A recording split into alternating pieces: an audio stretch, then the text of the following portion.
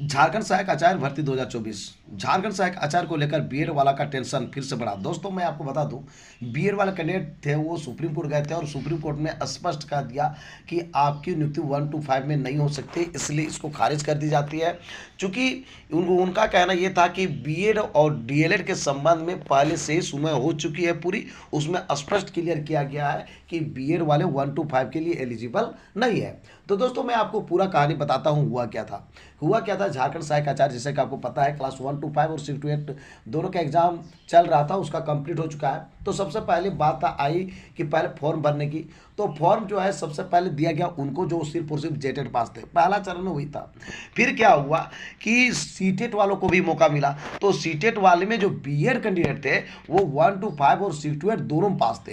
ऐसे स्थिति में वो जो बीएड कैंडिडेट थे, बहुत सारे ऐसे कैंडिडेट थे जो 1 to 5 में भर दिए। बहुत सारे ऐसे भी कैंडिडेट थे जो बीएड किए हुए थे और सीटेट 1 to 5 में पास थे, लेकिन वो फॉर्म नहीं भरे। यहाँ तो दो तरह की बात हो गई। अब बात यहाँ से स्टार्ट होती है दोस्तों, बीएड वाले आखिर क्यों फॉर्म भरे। तो उसका कारण ये है, जैसा कि आपको पता है दोस्तों, कि पहले बीएड वालों को 1 to 5 में फॉर्म भरने की अनुमति नहीं थी। अब क्या हुआ कि 2018 में एनसीटी ने एक रूल अप्लाई किया, उसके तहत बीएड वाले 1 to 5 के लिए एलिजिबल हो गए, यानी कि बीएड वाले भी 1 to 5 में फॉर्म भर सकते हैं। 2018 में ऐसा नियम बना। अब 2000 ये ऐसा जब नियम बना तो ये नियम एनसीटी के गाइडलाइंस के अनुसार था, तो ये पूरे देश में प्रभावी हो गया। यानी देश के सभी राज्यों को ऐसा करना था कि जो भी बीएड कैंडिडेट है उनको 1 to 5 में फॉर्म भरने दिया जाए, यानी वो शिक्षक बन सकते हैं। बशर्ते कि वहाँ पे एक शर्त रख दिया गया था एनसीटी के आधार पर कि जो बीएड कैंडिडेट है वो 1 to 5 के लिए शिक्षक बनेंगे, लेकिन उनको जॉब लेने के बाद अपने खर्चे से उसको 6 मंथ का ब्रिज कोर्स करना होगा, तभी जो है वो 1 to 5 के लिए एलिजिबल हैं। तो हुआ क्या कि बहुत सारे कैंडिडेट बीएड वाले 1 to 5 में फॉर्म भर दिए थे। अब हुआ क्या कि जब झारखंड सहायक आचार्य का विज्ञापन निकला तो विज्ञापन में एक चीज़ को अनदेखा कर दिया गया। हालांकि क्या होता है, ये अक्सर झारखंड सरकार की गलती होती है कि पहले पुराना नियम को रखा जाता है और कई बार क्या होता है कुछ ऐसे बिंदु पॉइंट रह जाते हैं जिसको वो सुधार नहीं करते हैं, उसका खामियाजा झारखंड सरकार को जो है भोगना पड़ता है। तो दोस्तों हम आपको बता दूं कि हुआ क्या कि जब बीएड कैंडिडेट जब ये देखे कि वहाँ पर लिखा हुआ है कि बीएड कैंडिडेट भी 1 to 5 के लिए एलिजिबल है, यानी कि वो सीटेट 1 to 5 में पास है, तो ऐसी स्थिति में भर दी वो फॉर्म, उनको कोई दिक्कत नहीं हुआ। लेकिन यहाँ पर हुआ क्या कि जब परीक्षा की बारी आई तो साफ तौर पर मना कर दिया जेएससी ने, यानी झारखंड कर्मचारी चयन आयोग ने। उनका कहना ये था एनसीटी के गाइडलाइंस के आधार पर आप बीएड कैंडिडेट 1 to 5 में एलिजिबल नहीं है। यही कारण है बीएड कैंडिडेट को छाड़ दिया गया और बीएड का जो कैंडिडेट को रिजेक्शन लिस्ट में डाल दिया गया। कह दिया कि आप बीएड किए हुए हैं, इसलिए कि एनसीटी के गाइडलाइंस को आप पालन नहीं करते हैं, यही कारण है कि आप जो है परीक्षा से वंचित कर दी जाएंगे। सबको जो रिजेक्शन लिस्ट में डाल दिया गया। अब जो है जो बीएड कैंडिडेट थे वो चल गए झारखंड हाईकोर्ट। झारखंड हाईकोर्ट में एक ही बात इन लोग का ये रखे कि सर हम लोग जो है फॉर्म भरे थे, वो क्या किए कि विज्ञापन को लेकर चैलेंज कर दिए कि विज्ञापन में ये चीज़ है सर। लेकिन भूल क्या हो गई थी दोस्तों कि ये जो 2018 में जब नियमावली बना था ये एनसीटी के गाइडलाइंस के अनुसार, वो पूरे देश में जब लागू हो गया तो वो नियम में बदलाव करने के लिए भूल गई सरकार को। 2018 का नियमावली में चेंज करना था यहाँ पर कि बीएड कैंडिडेट को वहाँ से हटाना था, जैसा कि अभी आपको देखे होंगे जेटेट में हटा दिया है। जेटेट का जो अभी नियमावली आई है बीच में 2022 में जो बनी थी उसमें बीएड कैंडिडेट को शामिल किया गया था 1 to 5 में, लेकिन अभी 2024 में आई है तो बीएड वालों को फिर से हटा दिया 1 to 5 में। तो दोस्तों यहीं पर बहुत बड़ा मिस्टेक हो गई, जो कि झारखंड सरकार कहिए या फिर शिक्षा विभाग कहिए, वहाँ पर एक पॉइंट को वहाँ पर संशोधन करने के लिए भूल गया या फिर उस चीज़ को हटाया नहीं, रिमूव नहीं किया बीएड को लेकर। तो दोस्तों यहाँ पर क्या हुआ कि ये जो बीएड कैंडिडेट थे उनको पॉइंट मिल गया कि वहाँ पे लिखा हुआ विज्ञापन में, और विज्ञापन को लेकर सब केस करती है कि सर ऑलरेडी लिखा हुआ है कि बीएड कैंडिडेट जो है 1 to 5 के लिए एलिजिबल है, बशर्ते कि उसको 6 मंथ का ब्रीज कोर्स करना होगा, साथ ही साथ वो सीटेट क्वालिफाइड है। तो और सीटेट के लिए क्या जनरली जो मांगा गया था आप जान ही रहे, उसमें ये कहा गया था जो भी सीटेट कैंडिडेट है वो झारखंड सहायक आचार्य का फॉर्म भर रहे हैं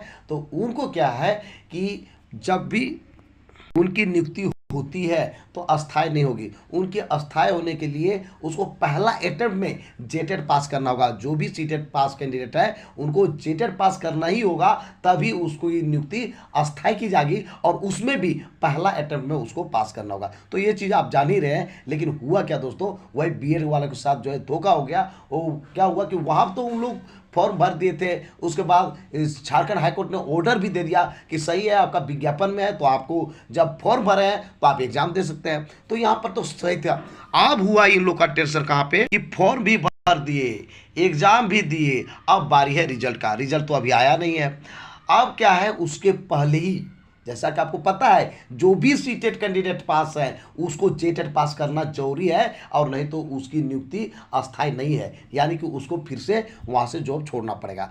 तो अब बारी है जेटेट का, और जेटेट का विज्ञापन अभी ही आ गई और जेटेट में बीएड वालों को बाहर कर दिया गया। अब इन लोग का टेंशन बढ़ गया कि जब हम जेटेट पास नहीं करेंगे तो मेरी नियुक्ति होने के बाद भी हमको हटा दिया जाएगा। तो ये चल गया सुप्रीम कोर्ट कि ऐसी कहानी है सर, हम लोग ने जो है झारखंड सहायक आचार्य का विज्ञापन में लिखा हुआ था वो चीज़ हम जो है उसका पालन करते हुए भर दिए, लेकिन क्या हुआ, एग्जाम भी हमको झारखंड हाईकोर्ट ने दे दिया ऑर्डर, हमने जो है एग्जाम भी दिया। लेकिन यहाँ पर सबसे बड़ी मुसीबत हम लोग का पास ये आ गई है कि जो झारखंड शिक्षक पात्रता परीक्षा यानी कि जेटेट का जो फॉर्म निकला है सर, उसमें बीएड वालों को 1 to 5 से बाहर कर दिया गया है। ये जो है सुप्रीम कोर्ट में ये मामला को लेके सुप्रीम कोर्ट ने स्पष्ट तौर पर कह दिया कि देखिए ऑलरेडी हम इस पर पहले से ही पूरी सुनवाई कर चुके हैं कि बीएड वाले कैंडिडेट 1 to 5 के लिए एलिजिबल नहीं है। तो दोस्तों ऐसी स्थिति में वैसे बीएड कैंडिडेट को यहाँ पर निराशा लगी है। हालांकि अभी कोर्ट आगे भी बढ़ सकती है, अभी कहना बड़ा ही मुश्किल होगा, लेकिन अभी का जहाँ तक न्यूज अपडेट है उसके अनुसार जो है सुप्रीम कोर्ट ने यहाँ पर जो है उनको मौका नहीं दिया है बीएड वालों को। तो दोस्तों इस प्रकार से इन लोगों को यहाँ पे मौका के साथ साथ एक बार हो गया धोखा। तो वही चीज़ है दोस्तों, बीएड वालों को सुप्रीम कोर्ट से फिर से फटकार हो गई है। बात करते हैं बीएड वाले 1 to 5 से बाहर हो गए, जैसे कि आपको मैंने पहले ही बता दिया, सबको ये चीज़ पता है। सुप्रीम कोर्ट ने बीएड वाले को पहले ही 1 to 5 से बाहर कर चुका है, जैसे कि आपको पता है दोस्तों। झारखंड सहायक आचार्य 1 to 5 का फॉर्म बीएड वाले भी भर चुके थे, जिनका परीक्षा झारखंड हाईकोर्ट के ऑर्डर के बाद हो चुका है। यानी कि फॉर्म भरे थे तो झारखंड हाईकोर्ट ने ऑर्डर दे दिया कि आप एग्जाम भी लिख सकते हैं, और इस प्रकार से एग्जाम भी हुआ।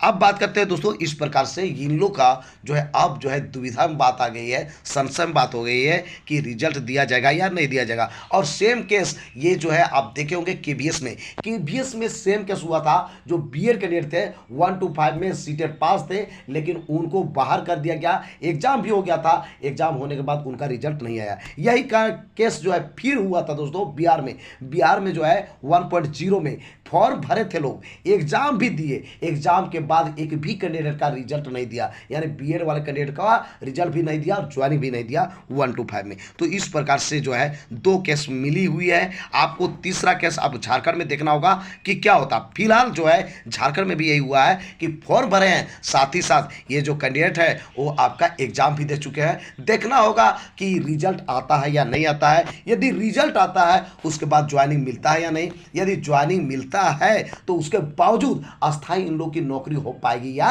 नहीं हो पाएगी। तो दोस्तों इस वीडियो को पूरा जरूर आप देखिए, बिना देखे आप जो है कंक्लूजन नहीं निकाल सकते हैं। कई बार क्या होता है कैंडिडेट्स जो है पहले ही देख लेते हैं 1-2 मिनट, उसके बाद कमेंट करने लगते हैं, जिससे कि कारण वो जो है क्लियर नहीं हो पाते हैं। तो दोस्तों आज का मेरा ये वीडियो आपको कैसा लगा जरूर हमें बताएं इस वीडियो के कमेंट बॉक्स में। यदि ये वीडियो आपको अच्छा लगा दोस्तों तो इस वीडियो को कर दीजिए लाइक, चैनल को कर दीजिए सब्सक्राइब, और ज़्यादा से ज़्यादा दोस्तों को इस वीडियो को कर दीजिए शेयर। तो दोस्तों फिर मिलते हैं एक नए और ऑथेंटिक वीडियो के साथ, तब तक के लिए हमें इजाज़त दीजिए। धन्यवाद।